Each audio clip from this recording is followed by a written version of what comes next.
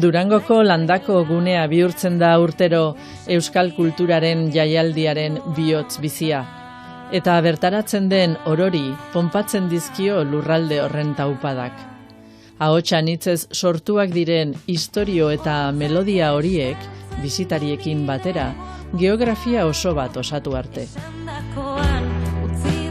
Beñat 60 urte, borobil, dator, aurtengo Durangoko azoka. Bai, badator bai, eta atzera begiratzeak bertiko pixkatera ematen du, ezta? Zema jente egongo zen horren antolakuntzan eta sorkuntzan eta argitaratzen eta zaleak Durango gora etortzen eta, bueno, eta horren guri tokatzen zaigu, hoxe bera hori egitea momentu honetan.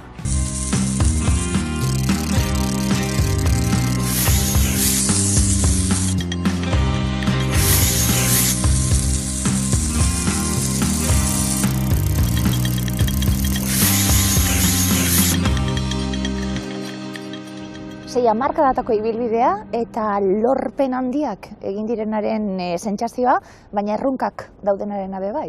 Bai, zalantzarik gabe. 60 urteko historia izan da, nire ustez egokitze baten historia, erronkei heltze baten historia, eta hemen daukaguna da ibilbide luze bat oraindik egitekoa. Eta, bueno, zur ibiltzekoa, ze premia dauden eta zertara egokitu behar dugun, eta, bueno, esan dudan moduan, ibilbide bat egiteko daukaguna. Kulturaren jaialdia, disko eta liburu azokatik kulturaren jaialdia, kultura zera zabalien sorkuntza, euskal sorkuntza oinarrian jarrita, zera zabalien ulertuta, eta jai eta ospakizun moduan, azkenien hau topaleko handi bat alako danontzat. Bai, kulturaren jaialdia, hau da, berez Durangoko azokak hartu duen izaera, ez da? Liburu eta diskoekin hasi zena, apurka-apurka kulturako edo arteetako disiplina ezberdinak bereganatzen joan zen, gaur egun disiplina ezberdinak lantzen ditugu, eta horrek egiten du kulturaren jaialdia batetik, eta bestetik jaialdi hitz hori ere erantzi diogu gure lerroburuari, bueno, honek ematen diolako aukera kulturzaleari, bere kultur nortasuna ospatzeko, aldarrikatzeko eta garatzeko ere bai, ezta? Eta, alde horretatik erabaki dugu, gure buru horrela definitza eta, jendeak horrela ikusi gaitza lerro buru hori hartzean, kulturaren jaialdia. Testuinguru orokor batean kokatuta bai eta mundu mailako testuinguru batean kokatuta, euskaldunok egiteko daukagun lan guztia, baina munduan zenbat herrialde dauzen bai, ezta?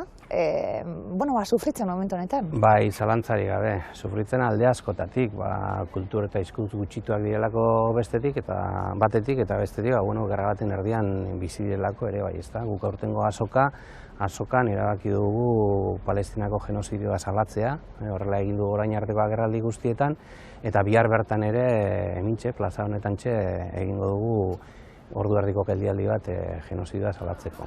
Berritasunez beteta dator azoka, nola dator 60. azoka hau? Bete-beteta dator egia esan. Iaz lau egunetan 200 bat aurkezpen antolatu genituen, eta aurten 270 dira, atera kontuak. Horrek esan nahi dugu guneetan, iaz baina aurkezpen gehiago sartu behar izan ditugula, eskaerak ere gehiago jaso ditugulako, eta gune berriak ere martxan jarri ditugu.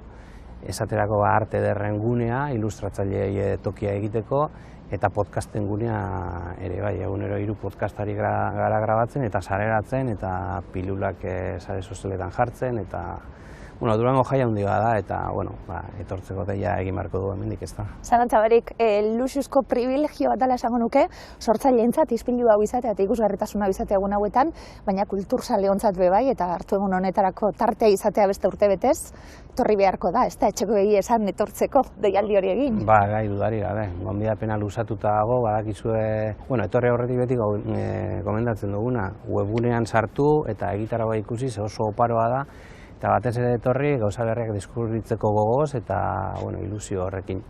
Eta egunez zein gauez, aurten gauez ere hainbat hitzordu prestatu ditugu eta denak oso politak eta erakargarriak. Maria Isabelekin ezkondu eta gero ere, askotan agertu zitzaion Frantseskori lehen emaztea ametsetan. Eta aitortu nahi ez bazuen ere, biluzik edo erdi biluzik beti, gerritik gora. Ze berezia danuntzat, Durangora gatozenien eta landakon sartzen gerenien, zuek sortzaile moduan, guk jasotzen dugunaren aldetik, baina danuntzat olako topagune berezi bat ez da? Zer da Durango nahi? Gauza magikoa da Durango, ez? Ona zatoz da da hemen biltzen dira, urtean zehar, da bizitzan zehar, gozatu izan duzun artea, kultura, musika, eta etxean, bakardadean gozatu izan duzuna, da halako baten, danak biltzen dira hemen. Eta miretsi edo estimatu izan duzun persona batekin elkartu zaitezke, hitz egin, inkluso proiektuak sortu, elkarrekin, zoragarria da, gauza alabak esaten du, eta beratzat da gauza magiko bat Durango. Miren zelan ulertzazu? Bueno, ez dakit, niretzako, unaik esan dago gauza magikoa, ni lurtarragoan. Ni sortzaile ez dakit ondino nire burua ikusten dodan sortzaile moduen, orduen, ni beste aldean egonaz beti. Erosle, idazle lagunak berrikusten, eurekin, atxaki Durango eta kafe bat hartuko dugu, edo kafea atxaki eta Durangora etorriko gara, edo lagun idazleak, niretzako gizarte ekimen bata, azoka moduen, liburu eta diska azoka moduen hasi zan, baina batez ere harremanetarako, ez da? Jenteagaz egoteko, ikusteko zenba jente dauen arduratute eta saletute irakurtzen edo hori pentsatzen dugu, ez? Eta liburuen sale, euskal liburuen sale. Gero aukera bat da bere bai idazleekin egoteko. Ez bakarrik sinadurak eskatu, idazleekin hurbilagotik hitz egiteko. Askotan igual ikusten ditugu idazleak hitzaldietan eta gero badago txanda bat galderak edo egiteko edo zer komentatzeko. Baina lotzatu iten gara, besteek zer pentsatuko daben, da hemen hurbilagokoa da, etxeko moduen. Bai liburua eta bai... Hurbiltasun hori oso garrantzitsua da, bizok irakasle lanetan arituta, transmisio lanetan fokua jarrita, irakurzaletasuna bultzatzen, ikusgarritasuna ere aipatuko nuke, ze ikusgarritasun daukan, Durangoko azokak egun batzutan badabe, etorrek dakarren guztia bultzatzen duelako jendea iristen, egoten, eta bar, aprobetxatuko dut, saria, Euskadi Literatur saria, jasotzen nuen orain urte pare bat miren bebai ensaioaren gatik, eta Francesco Pascualeren bosgarrenari Maxima Poz eman dizkizun, unai, literatur saria, eskuratuta, Euskararen atalean, zorionak, ondino eman barik gauzeta, ikusgarritasun emoten dutelako sari horiek bebai, eta esaten gabiltzena, ikusgarritasuna eta existitzen garela erakustie, oso garrantzitsua da bebai, azokak badauko horretatik bebai. Bai, hori Mirenek esan du, ez? Ikustea, liburuaren inguruan zenbat jende biltzen dan, zenbat jende ibiltzen dan, zenbat jendek eskustatzen dituen liburuak, sarritan daukagu hori inpresio hori, ez? Idazten ari garenean etxean bakarrik, honek benetako interesi pal dauka. Baten bat dago honen atzean, nik hau ateratzen du, plazaratzen dudanean, egongo da baten bat han hartuko duenik edo interes apur bat agertuko duenik, eta geroko hemen hona satoz, eta ikustu zuen beste jende gure argitaletxeen estandaren inguruan, eta liburuak ikusi eta komentatu, eta baten bat badabil. Ikusgarritasun hori, foku hori jartzea? Bai, ni lehenengo etorri nintzenean ondino nintzen Euskadi sari ezer. Bakarrik liburu hori eta. Urte batzuk lehenago ikasleekin batera idatzin eban liburu bat aurkeztu gendun.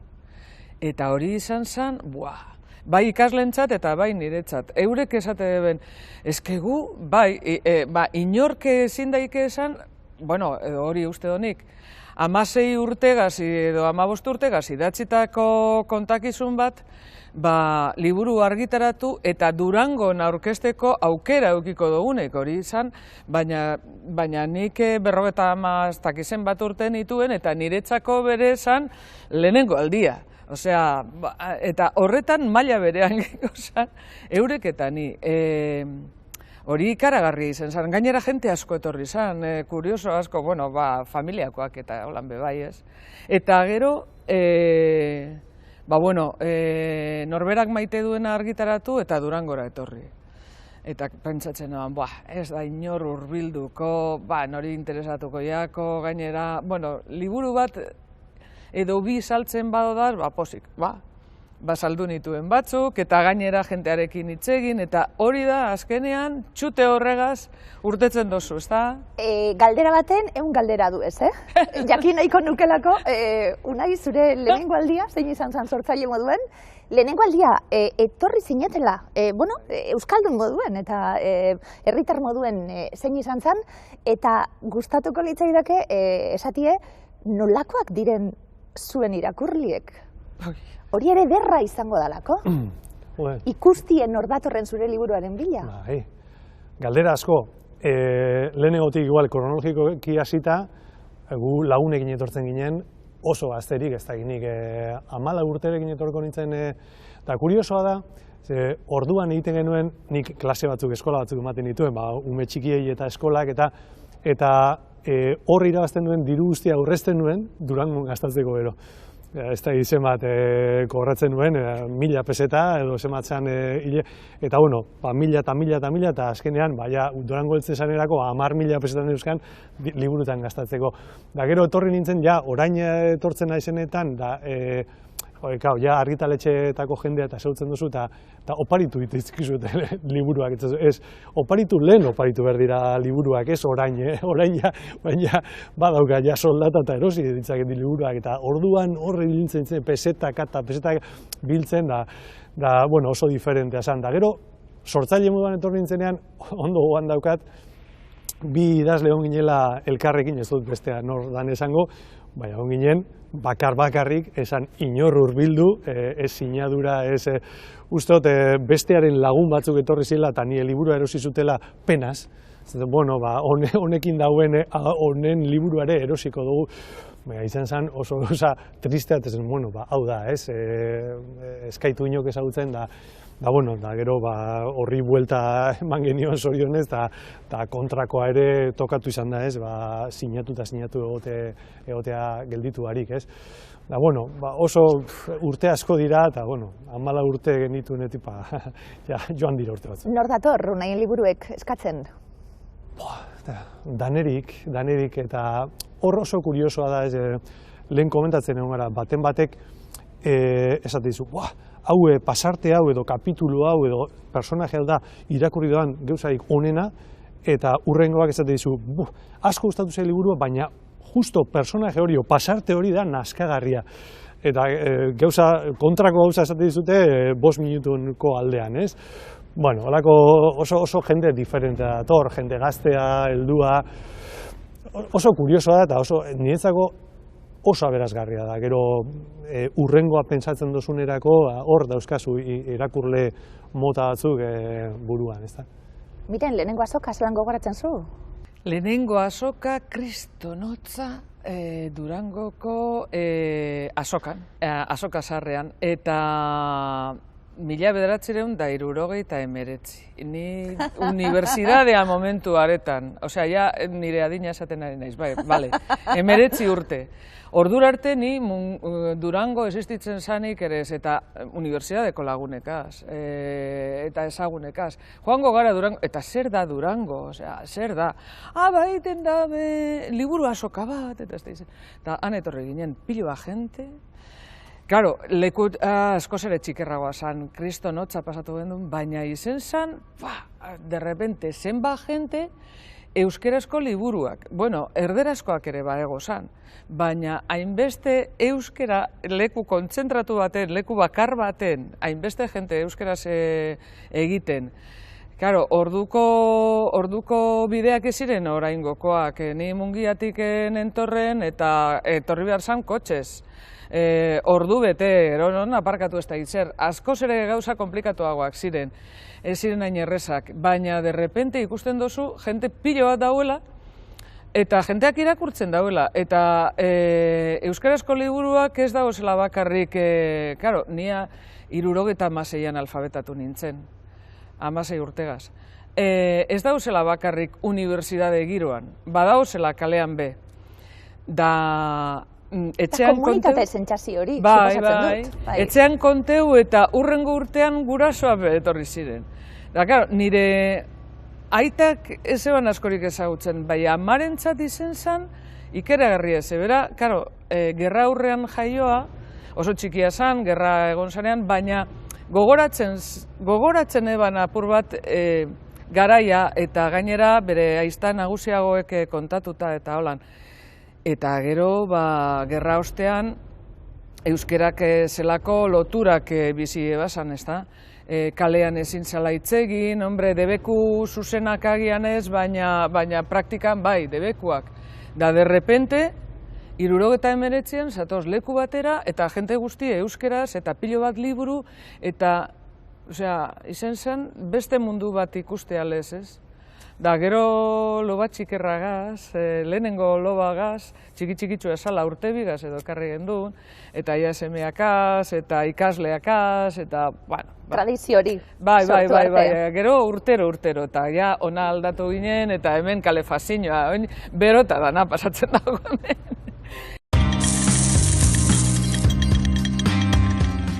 Aukerak izaten da, guretzat, hantxe egotea erosleen aurrean, gure produktua eskeniz, egin ditugunak, idazleek eta kantariek eta egin dituztenak erakutsiz eta salduz, besterik gabe, eta ez da gutxi.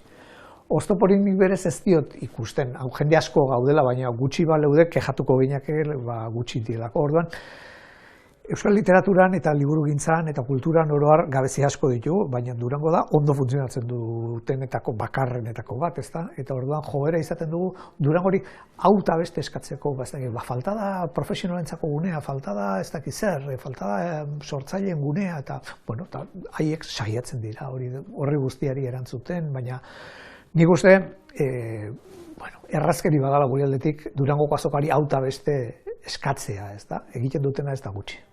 Aukerak asko, gu ez gara asko ibiltzen gaina azoketan, eta Durango leku eharra da gure liburuak aurkezteko, irakurliekin aurrez aurre elkartu eta azalpenak eman ahal izateko, eta baita ere beste argitaletxeko editore eta lagunekin elkartu, haiengandik ikasi eta saretzen jarraitzeko.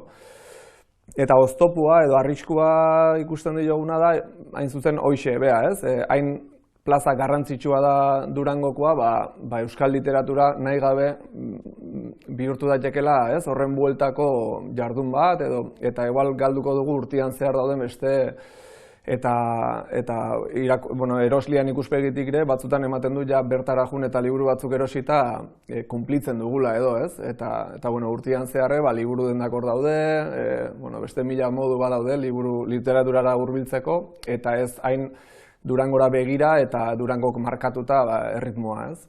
Balio simboliko handia da.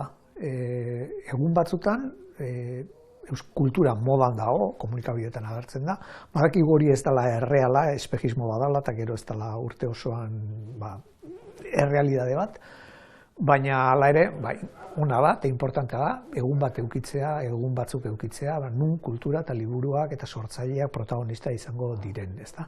Eta horrez gain, baita ere, da euskaldunoi eta euskaltzaleoi alkartzeko aukera ematen digun gauza bat, arnasa hartzeko, postik sentitzeko, euskeraz bizitzea ia un osoan naturala dan gune bat eskaintzen digulako, orduan balio simbolikoak handiak dira.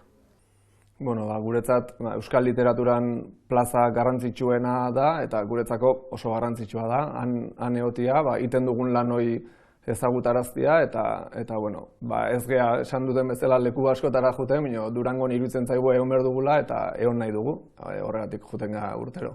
Zerekin zatozte aurten, Durangora? Zer erakusten, Unai? Saria dela eta Francesco Pasquale horre hongo da, hori batetik. Bestetik, aurten pilatu da, urteetan egin izan ditudan gauzak pilatu dira udazken honetan, eta ateakot saiakera bat, sekulaztu saiakerarik atera, da odola kantari deitzen da. Eta hori da, ikuskizun bat egin izan duguna musikarekin eta euskal poesia egintzan da kantagintzan batez ere, odola nola tratatu izan den. Violentzia, gerrak, hildakoak, heriotzak eta nola tratatu izan den historian zehar. Horrean egiteko tolako luze bat,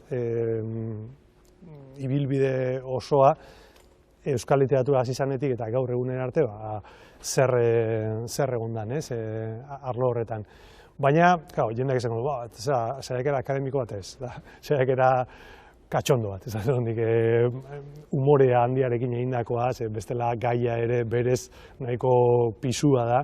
Eta, bueno, umorea sartu dute fikzio apur bat, sartu dute personaje pare bat, eta, bueno, nik uste atsegina dela irakurtzeko odola kantari. Ni, alde batetik norberak maite duenaren itzulpena atera zan konsonin maiatzean, eta imaginatzen dute egongo dala, lo que una ama, eta beste alde batetik liburu barri bat Pamielagaz, eguna hasteko olerkiak.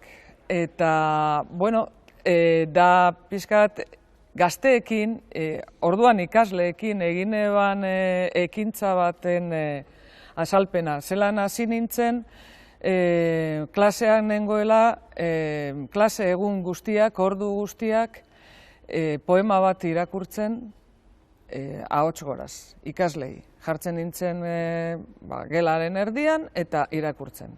Da eurek esate guztien, eta zer egin behar dugu guk eserez, entzun. Eta ez dozu galdetuko, gero ez dozu galdetuko zer ulertu dugu, nordan protagonista, nordan narratzailea, ez poema bat da, ez dago narratzailerik, eta protagonista bere batzutan ez dagoz. Orduan, ez, zuek entzun bakarrik. Eta gero, eurek zelan itzuli eusten ekintza hori eurek eginda. Osea, eskatu nien, pandemia etorri zan, barriro, niri pandemiak askotarako mondozta. Eta gelak itxi ziren, ikastetxeak ere bai. Eta orduan, halako baten esan nien, liburuaren egunerako zergaitik ez didazue ekartzen niri audio batzuk grabatuta zuek aukeratzen dozuen poemarekin. Idazle bat aukeratu eta bere poema bat, eta zergaitik aukeratu dozuen esan, 3-4 esalditan, eta gero poema irakurrita. Eta hori, da egia esan oso ondo atera zan, eneban pentseuko eurek hain ondo hartuko ebenik nik egindako irakurketak. Irakurtzaletasunaren garrantzia zure liburuetan, miren, gaztetxuentzat be basabiltz, Unai, eta liburuarekin egongo zara be bai. Zein da honen guztiaren balioa esaten dizutenien, zergaitik, bat gero ikusten da, zergaitik bultzatu ume bat, gazte bat, liburuetara?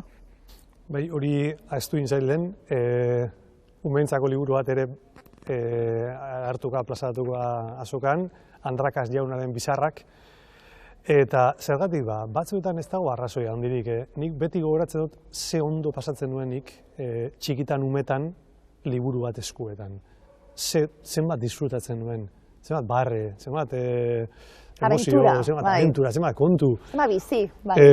Ondo pasatzen nuen, gozatzen nuen, hori da, nik eskaini nahi dio dana irakurle gazte ume bati.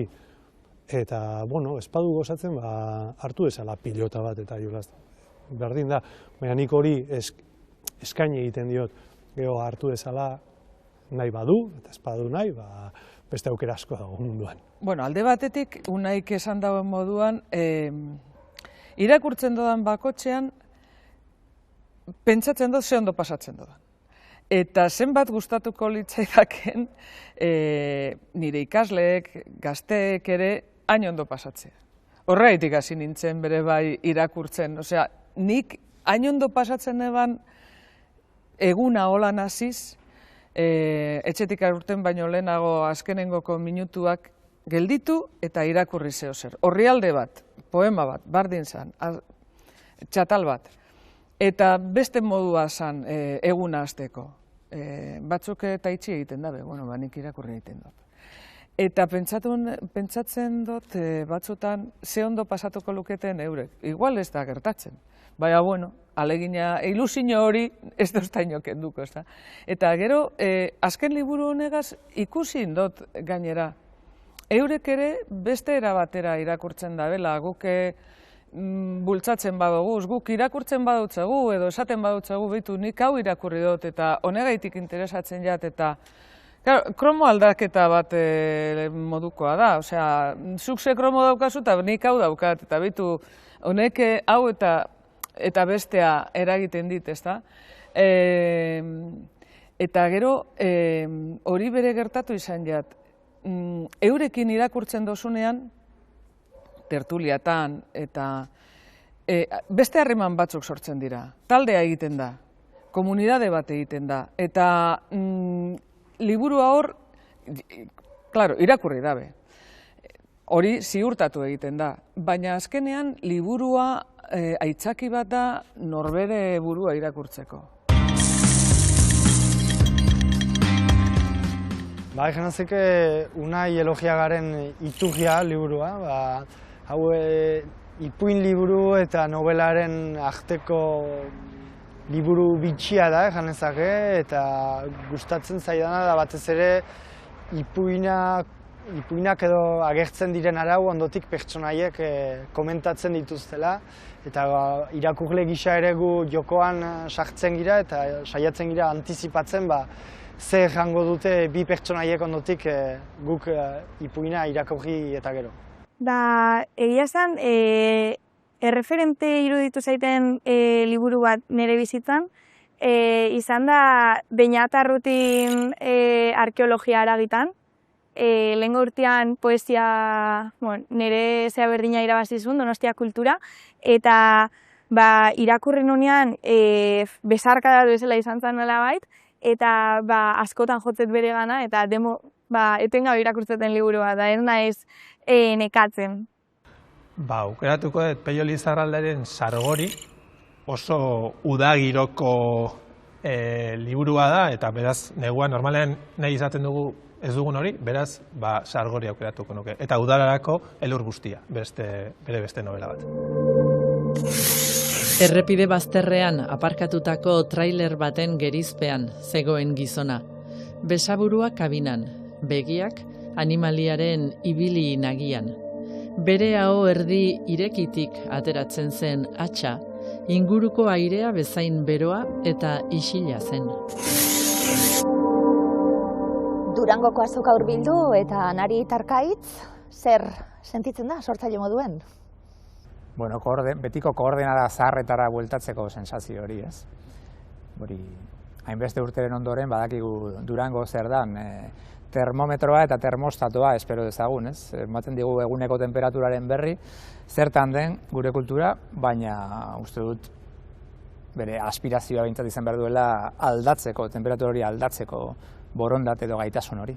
Niri betidanik poza eman dite Durangoko azokak. Ni beti oso gustora etorri naiz Durangoko azokara, eta lehenengo irakurle eta entzule bezala eta gaztetatik, eta gero oin azken hau bigarren urtea poza handia ematen dite tristuraren industriakin etortzea, eta guk ingurukoen gauzakin, eta hola. Eta nahi gustatzen zait. Sei hamarkada aurten gainera, kulturaren jaialdia moduan dator, badalako ospakizun bat, eta badalako kultura adiera zabal horretan, bai bat eta bai bestie, basabiltzate, eta Durangon bultzatzen da, arte ezberdinen arteko eta interdisciplinidade hori, basabiltzate praktikan jartzen, bat eta bestie, Euskal Herritik kanpo bai, esate baterako, Arkaitz, zenbat azokatan egongo zeinen bai Euskal Herritik kanpo, eta begira horrekin, gero etxera etorrita, eta ikusita, honen guztiaren balioa edo zelan ikusten da, zeuen begietatik. Pixka bat gertatzen da, zinez zuzendari entzuten diezunean bezala, Venezia eta Cannes eta badireraz jaialdi batzuk oso askoz handiagoak, askoz ere ikusgarriagoak, baina gero Donostiara etortzen direnean edo ikusten dute, jendea gehiago parte hartzen duela edo gehiago pentsatzen dela ikus-entzuleengan, eta hemen ere esango nuke Frankfurtekin alderatu zer esanik ez, edo beste hainbatekin alde horretatik askoz ere herrikoiagoa dela, ez? Liburutegi bat baldin bada, estrato geologiko asko dauzkan zerbait iragana pilatzen duena, azkenean azoka bat da zerbait bizia, izan beharko luke, zerbait segurazki baita ere ahazturan geratuko diren milaka historia, baina bere lekuaren bila dabiltzana bere esperantzatxo, Hernán Muin jaio berri momentu horretan. Eta hori bada ekosistema bizi bat, eta ukaezina da Durango hori badela. Sortzaile gisa azokan egoteak ematen dit jendearekin bertatik bertara egoteko aukera. Gure lanbide hain bakartia izan da eta beti marrazketa lanak egiten direlako bakardade batean eta gero lan hori nola gizarteratzen den eta ez dezulako askotan ikusten eta plaza oso ederra eta polita da hori bizitzeko eta bertatik bertara zure lanarekin interesa eduki dezaken jende hori ezagutu, pixka bat hitz egin eta vitamina asko ematen ditu, hori horrela da. Azokak ematen dit, lehenengo eta behin espazio eta denbora bat, nire lana erakusteko, jendeari, pertsonalki. Eta uste dut hori dela oraintxe bertan, gehien baloratzen dudan gauza artista bezala. Zuzenekoan jartzen dut pixo handia, ze gaude sorre informazio gehiagirekin ez. Eta iruditzen zait pertsonalki ematen diren harreman mota horiek direla benetan garrantzitsuak. Eta iruditzen zait azokan hori badudala bailana obra erakusteko momentuan eta baita ere hautsenean. Daukagu orgune bat kontzertuak emateko, kontzertu motxak, baina oso garrantzitsua iruditzen zait gure momentu artistikoa plazaratzeko. Eta bertan egongo naiz, igandean ordu biterditan baita ere, hasik niretzat kriston garrantzitsua da.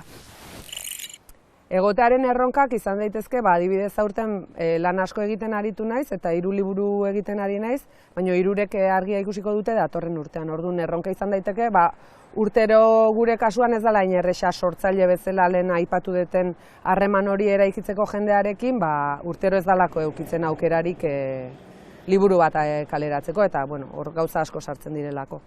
Eta hurrengo urtean eukiko ditut 3 eta orduan pozik egongo naiz.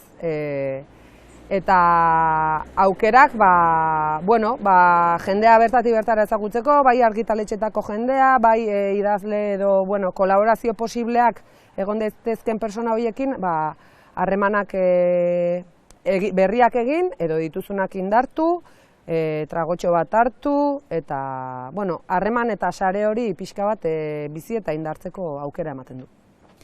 Aukerak argi dago denbora oso kondentsatu batean daukazula aukera jende askorengana iristeko, ez dago flujo oso handia azokan eta hainbeste denbora eramaten duen lan bat erakustea horrelako espazio batean argi dago dela aukera oso ona. Egia da agian erronka izan daitekela mainstreamak ez garen artistak agian espazio horretan ere gure espazio txikia kokatu behar dugula, topatu behar dugu eta horretan agian zailtasun bat badago. Mainstreamagoa denak baduia publiko agian eginagoa eta gure erronka izan daiteke pixka bat nola atentzioa deitu edo lehenengo kontaktu hori egin pasatzen den jendearekin. Erronka da, baina eraberean baita ere aukera bilakatu dezakegu. Urte hauetan guztietan, dinot, lehenengo aldiz etorri ginenetik liburu bet edo egutegi bet erosten hori zalako erosi genuen gauza bakarra, gaur eguneraino eta bakoitza bere lekutik zenbat aldatu dan. Ibilbideari tatzera begira jarrita nolako errepasoa emango genioke azokari dagokionez? Egin duten lana? Aldatu da, baina uste dut badela giroaren zerbait aldatu ez dena esango nuke, ez? Dakit oso nik gogoan dudan lehenbizikoa esango nuke 91. urtea izango zela. Urteaz gogoratzen naiz, Bernardo Atxagaren behi euskaldun baten memoriak sinatuta daukadalako urte horretan, eta gezi batekin bere sinaduraren ondoan jarri zidalako arkaitz idatzi, eta hori noski mandatu bat zen, eta saiatu naiz 3 hamarkadatan betetzen, ez? Eta geroztik, mostradoaren beste aldea jartzen zaren momentu hori, ez? Saltzen edo inkluso ikusten duzunean norbait zure liburuari buruzko gaizki esaka jabetu gabe zu hortxe zaudela 60 zentimetrotara, ez? Xarma hori bazen hasieran eta bada gaur egun ere, ez? Eta badago zerbait industriala, baina badago zerbait baita ere, esango nuke artesanala edo gertukoa, ez? Musikari dagokionez, esan duguna, aldaketa eta aurrerapen hori, eta aurrerapentzat joko dugu, bestak beste, sortu diren gune ezberdinak bebai, eta ze aukera dagoen bebai, anari jende berria ezagutzeko, jendea ikusten joateko, ahotseneako lan guzti hori? Dudarik gabe, eta gero nik esango nuke, bueno, mantentzen dela, berdin mantentzea 60 urtetan, ez? Da, berdin mantentzeko, esan edo, esanguratasun berdinarekin kultur munduan, da, esango nuke berdin mantentzeko aldatu egin berdala, ez? Eta beraz nik uste oin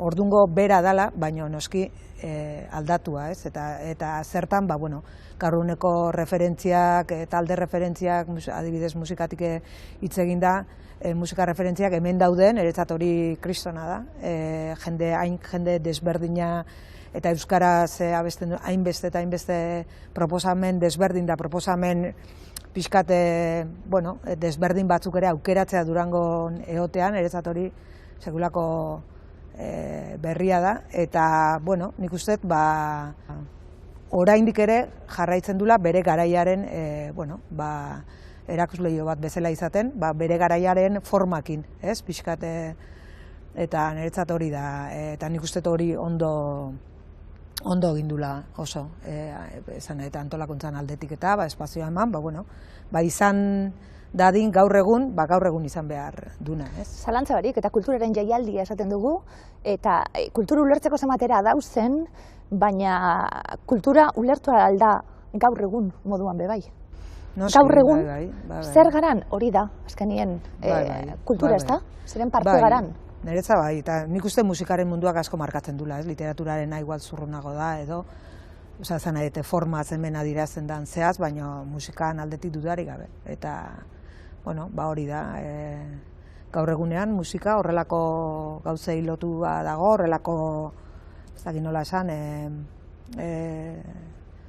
bueno, fotokolaren kultura, eventoaren kultura, ez dakit ez, bueno, gazteek beste eratea ikuste duten, inoski beste eskola batekoa naiz, baino, bueno, azta badanetik on behar du, eta nahi horrek poz handia ematen ditu.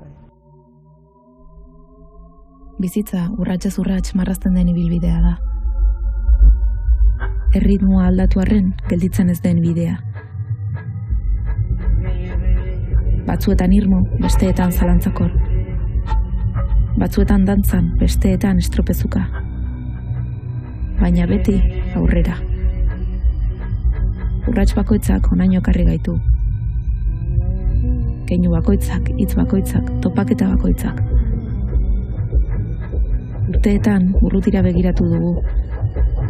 Taupadak azkartuta, oraindik izendatzen ez genekienaren bila. Gaur, une batez, erritmoa jaitsi dugu. Atzera begiratzeko. Sostengatu gaituen lurra sentitzeko. Egindako bidea miresteko. Axola duena ez baita etorkizuna bakarrik. Ibilbidea da. Partekatutakoa. Bizitakoa. 60 urte elkarrekin ibiltzen. Eta oraindik egiteko duguna.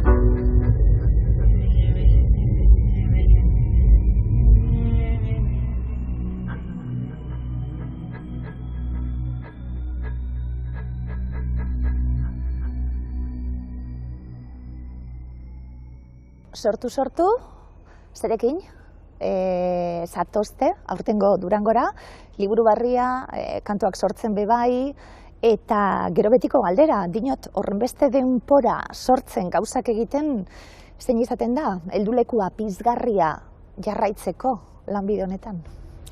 Bueno, beti dago, nik uste oso ofizioa, aukeratu ditugun ofizioak oso ibilbide luzekoak direla, ez? Nahi izan ezkero behintzat, ez? Hau da, nire sensazioa da oso poliki ikasten den ofizioa dela eta inoiz bukatzen ez den, hau da, azkenean zirriborroetan bukatuko dugula, beti hori da nire sensazioa behintzat idazten dudanean, ez? Naiz eta iruditu zerbait aldatu duzula edo liburu berri honetan egin duzula halako transgresio nahi bat edo gero beti irakurleak esango dizu, bueno, zuri iruditu zaizu asko aldatu duzula, baina hemen betiko kontu ez ari zara, ez? Eta zeure burua berri irakurtzen duzunean, ez dena bat edo osasungarria, horretaz jabetzen zara, Durangoko azoka bezalaxe zu zeu ere, zarela norabait, zeure betiko obsesioen gatibu edo. Bestion zorionerako? Esango dugu, jasotzen dugunok eskatzen dugulako. Apurtxuek geuk nahi duguna, sortzaile bakoitzatik. Zelan kudeatu hori be? Berez, saiatu beharko genuke idazten, idazten ez dakigun hori, ez? Eta idatzi ala saiatu edo beti egitura edo estrategia edo trampa artefakto berri bat bilatzen saiatu. Baina gero inertzia batzu daude, eramaten zaituzenak zure mugetara baita ere. Batzuk nortasuna deitzen diote, nik muga deitzen diot, segun. Liburu berria? Liburu berria, horren adibide bat da, ziurazki, silueta formalki badelako novela trampa bat da. Ez dago novelarik, utxune baten inguruan ardaztutako novela bat da. 31 kritika dira, eta kritika horiek irakurria ala irakurleak izango du balizko novela horren ala moduzko ideia bat. Baina berez, ez dago novelarik. Orain, ziurazki, ni 31 pertsonaia horietan, hemen kritikaria baitira pertsonaiak, ni nahi baino presenteago egongo naiz. Tio.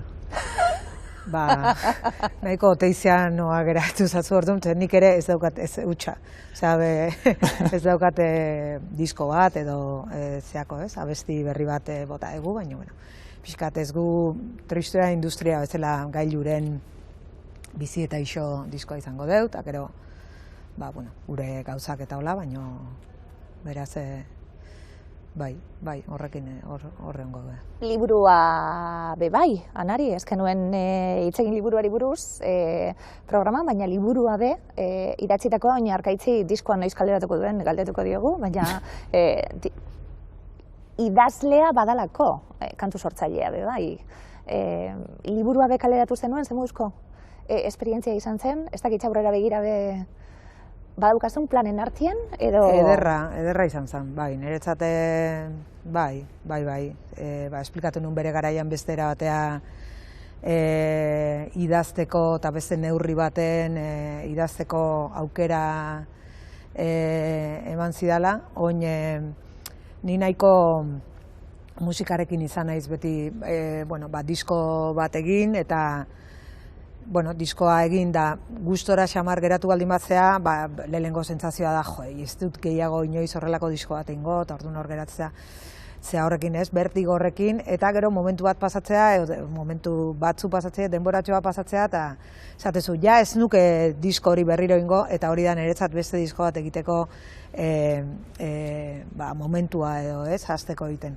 Eta, oin gertatzen ari zait, itzultzen ari naizela, eta editatzen nahi gehala, beraz, hor pixkat talka bat daukatzen, ni ja beste zerbaitetan egon nahiko nuke adibidez kontu hortan, eta nahiko nuke idazten, benetan oso ondo pasatu nuen, eta bai, gustatzen zait beste zea hori, beste dilatazio hori testuarena, eta jutea, azkenean niretzat abestirako beti da kimatuta olako, olako jaldre moruko zea bat egitea olaka pazkapa kantu baten zartzana eta hori berri zan olako gauza zabal bat eta nahiko nuke, hartzea. Lehen liburutik, lehen diskotik izan da Anari kantatzen zuen idazle bat. Esan nahi dut, zain geundela askok noiz aterako lehenbiziko liburu hori. Kantu zoragarrien egilea zara zeube? Zenbait letra egin ditut, hori ez da kantuak egitea beste gauza bada. Hor, alkimia musikala errespetua hor. Aurrera begira, esan duguna, jarraitu, profesioarekin jarraitu sortzen, eta beste hori, bestalde horretan gauden hori, zergaitik jaso beharko genuke, gonbidapen egin, zer jasotzen dugu guztiok, zeu epe bai, jasotzen duzuen aldetik be bai, zer ematen du honek guztiak? Niko bidapen bat egingo nuke, sensazioa dukat gerota gehiago etortzen garela ja gure zerrenda eginda.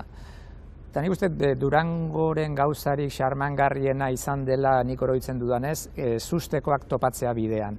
Orduan, etxetik zerrenda ekartzea baino, edo horrekin batera, demagun, uste dut aukera ona dela galtzeko edo lako ruta, Durango bada pinball makina bat ere, sartzen zara badakizun noiz eta norekin eta zer dutan, baina ez dakizun non eta norekin eta zer dutan aterako zaren hortik. Eta, pinballaren hori gozatzea gomendatuko nukenik, ez pixka bat ezarritako planari jarraiki ez hainbeste baizik, modu libreago batean. Ados, erkaitzurik, zu batez ere. Fikzioan aurkitzen du Rodriguezek kontatu nahi dituen istorioak eraikitzeko tresna zorrotzena. Eta ipuinen generora itzuli da, normaltasunak ezkutatzen duen ezinegona agerian uzteko. Arrate Rodriguezenak dira azala zein marrazkiak. Istorio bihurtu ditu egileak ahoz jasotako emakumeen bizipen eta kontakizunak, eta horien guztien bidez eraiki du ahots eta mugimenduz betetako lurralde oso bat. Begoña Durrutirenak dira marrazkiak. Urtain izeneko azken margolari profesionala da, Arroagoia inguruko mendi poliberdeetan kokatua den istorio honetako protagonista. Lau aingeru dauzka ondoan, bere bizitzaren azken garaiak kontatzeko. 60. azoka dugu aurtengoa, bide luze bat eginda heldu gara honaino, baina badakizuen moduan importanteena egiteko daukagun ibilbidea da. Azoka atzo hasi genuen, astelehen arte hemen egongo gara, gaur gainera gazte estanda eguna daukagu eta gonbidatzen zaituztet, egitaragua kuskusiatu, aukeratu nahi dituzuen gauzak eta Durangora etorri zaitezten, zain egongo gara kulturaren jaialdi honetan.